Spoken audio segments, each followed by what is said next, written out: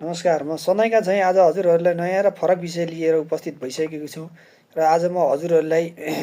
एउटा नयाँ घटनाक्रमको बारेमा जानकारी गराउन चाहिँ हजुरहरूलाई थाहा नै छ अहिले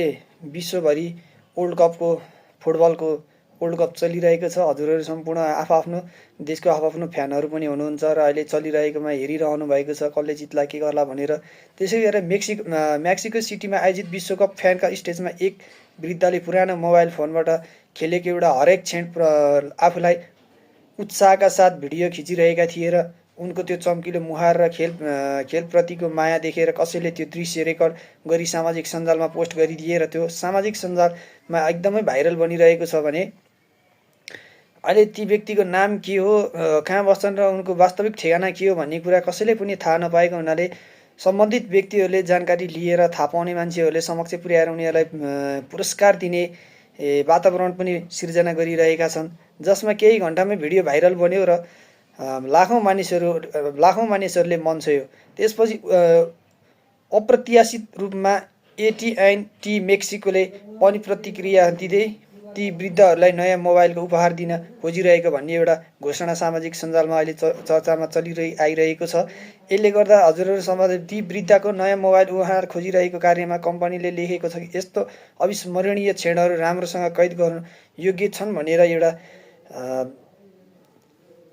छन् भनेर एउटा भिडियो कैद गरेर लेखिरहेको छ। तस्बिरहरूलाई हेरिरहेका छन् र अहिले हजारौँ मानिसहरूको वृद्धको खोजीमा जुटिसकेका छन् र ती वृद्ध उनको नाम ठेगाना कसैलाई पनि थाहा छैन। कोही कसैले थाहा पाएर सामाजिक सञ्जालमा पोस्ट गरे बापत उनीहरूलाई साँचो माया र खेलप्रतिको प्रेम कस्तो हुने रहेछ भन्ने कुरा सम्झना स्वरूप एउटा कम्पनीले पनि उसलाई मोबाइलको गिफ्टको रूपमा उपहार दिने योजना प्रतिबन्ध गरिरहेको छ। के हजुरहरू पनि साँच्चै नै यस विषयमा खोजी गरिरहनु भएको छ या विश्वभरिबाट हेरिरहेका साथीसङ्गीहरूलाई, इष्टमित्रहरू र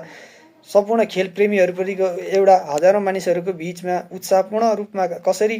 एउटा महत्त्व हुने रहेछ भन्ने कुरा कि त्यो तस्बिरले देखाइरहेको छ। त्यस तस्बिरलाई हजुरहरू समक्ष म यस भिडियोको अन्तिममा राखिदिने नै छु। त्यो तस्बिरको बारेमा खोजी गरेर हजुरहरूले जो जहाँ जसरी हुन्छ उसको बारेमा ठेगाना नाम पत्ता लगाएर त्यो कम्पनी समक्ष पुर्याइदिनु भयो भने उनलाई एउटा राम्रो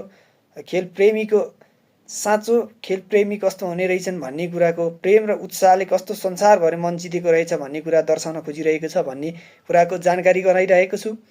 र यो अहिले संसारभरि एकदमै चर्चित रूपमा अगाडि बढिरहेको छ र साँचो प्रेम भन्ने कुरा संसारका मानिसहरूले